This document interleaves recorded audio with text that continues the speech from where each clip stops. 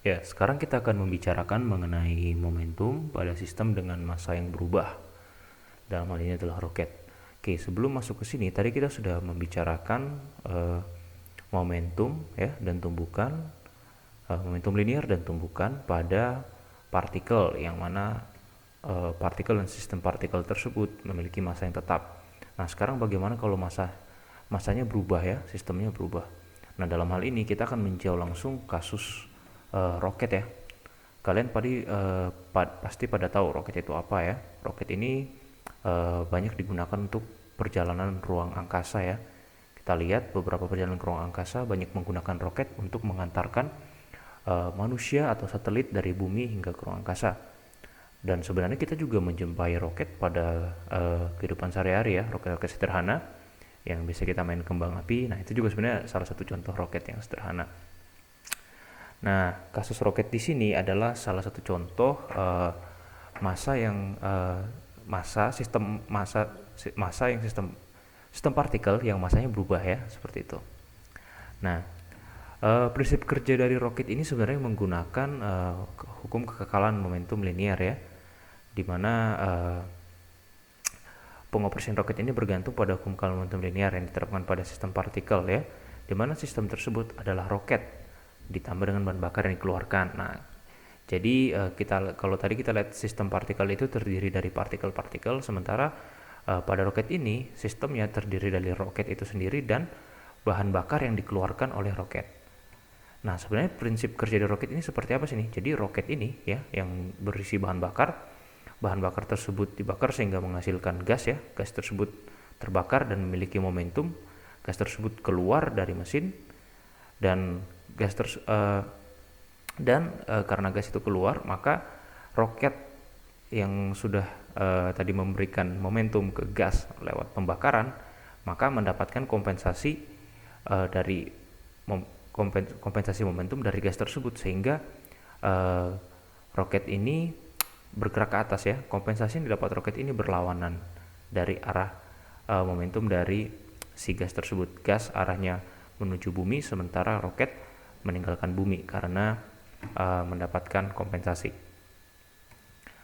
Nah, kalau roket ini kita lihat ya pada keadaan awalnya ya, roket itu seperti ini, di mana roket itu pada awalnya memiliki massa roket ialah m di sini, dan delta m ini adalah massa dari bahan bakar, dan v adalah kecepatan roket relatif terhadap bumi. Nah, dengan demikian kita bisa menuliskan momentum awal roket ya, PI sama dengan M ditambah delta M dikali V ya. M tadi ya adalah massa roket dan delta M ini adalah massa dari bahan bakar. Nah, ketika keadaan roket sedang meluncur, maka si roket ini akan memberikan momentum kepada gas, sehingga gas ini akan bergerak juga keluar dari roket yang berwarna roket dan memberikan kompensasi momentum kepada si roket, sehingga roket ini juga bergerak meninggalkan bumi dengan kecepatan V ditambah delta V. V ini adalah kecepatan awal roket dan delta V ini adalah pertambahan kecepatan roket. Jadi sistemnya seperti itu.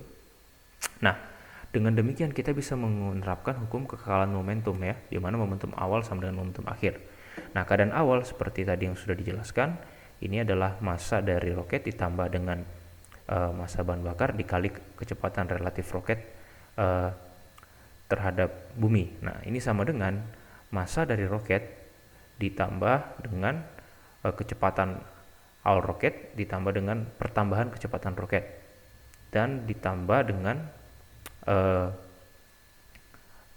massa dari bahan bakar ya, dan ini adalah kecepatan VE, ini adalah kecepatan bahan bakar relatif terhadap roket, sehingga di sini dia minus ya, seperti itu. Nah, dengan menggunakan perhitungan aljabar ya, nanti kita akan peroleh bahwa M delta V sama dengan VE delta M ya. Sekali lagi, M ini adalah massa roket, delta V ini adalah pertambahan kecepatan roket, dan VE ini adalah kecepatan V exhausted ya, maksudnya kecepatan dari bahan bakar yang gas ya yang meninggalkan roket, dan delta M ini adalah bahan bakar yang dilepaskan dari roket, seperti itu. Nah, kemudian dari sini kita bisa mengubah delta V ini menjadi dV dan VE sama dengan dm ya. Nah, kita lihat sebenarnya dm ini adalah massa dari bahan bakar yang keluar dari roket. Dengan kata lain, dm ini sebenarnya adalah pengurangan dari massa roket, sehingga kita bisa tulis min VE dm. Nah, dengan demikian ya, kita bisa mendapat VdM dV sama dengan min VE dm. Kemudian kita bisa mengintegralkan. Sebelumnya m ini kita pindahkan sehingga menjadi seperti ini ya. Jadi integral dV min V integral dm per m ya.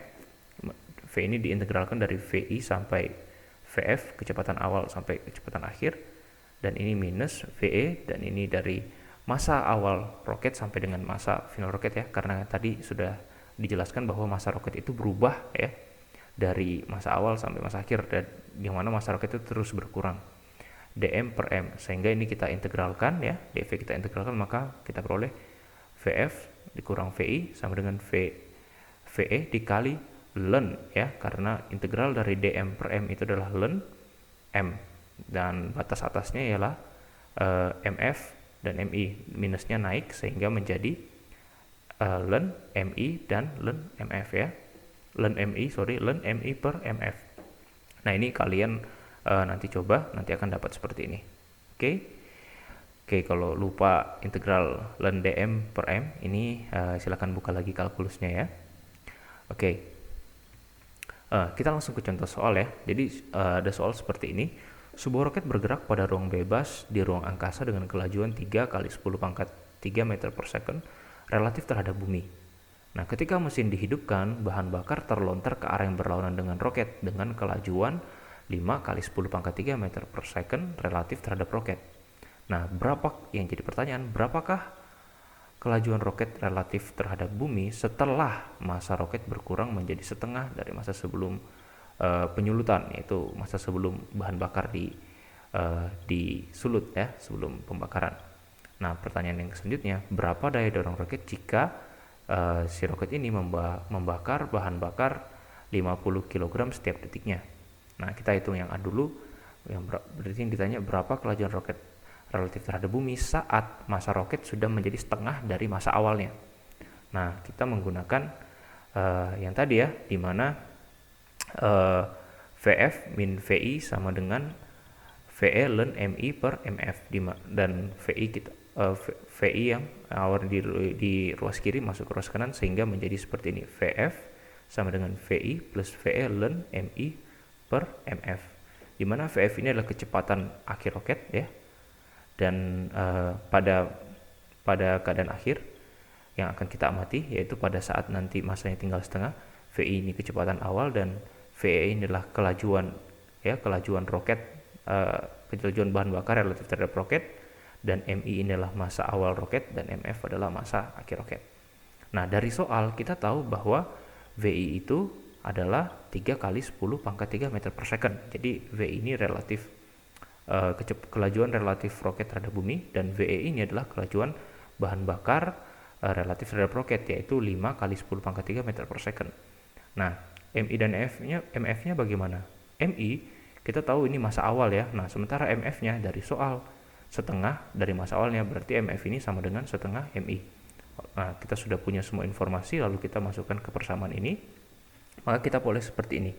VI dari sini 3 kali 10 pangkat 3 meter per second ditambah VE 5 kali 10 pangkat 3 meter per second dikali ln MI per 0,5 MI ya, karena MF sama dengan setengah massa awal. Sesuai dengan pertanyaan. Maka kita hitung dan kita akan memperoleh kelajuan roket saat massanya setengah dari massa awal ialah 6,5 kali 10 pangkat 3 meter per second ya. Justru roket makin besar kelajuannya dibanding dengan kelajuan awal. Ini menunjukkan bahwa roket mendapat penambahan kecepatan dari pembakaran. Nah, ini kemudian pertanyaan B, berapa daya dorong roket?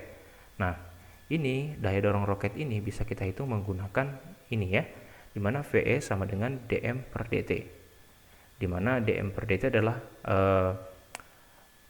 VE ini tadi kita sudah tahu ya, VE ini adalah kelajuan relatif kelajuan bahan bakar relatif terhadap roket, kemudian dm per dt ini adalah bahan bakar yang dilepaskan per detiknya. Dalam hal ini adalah massa dari bahan bakar. Nah, dari soal VE kita sudah tahu.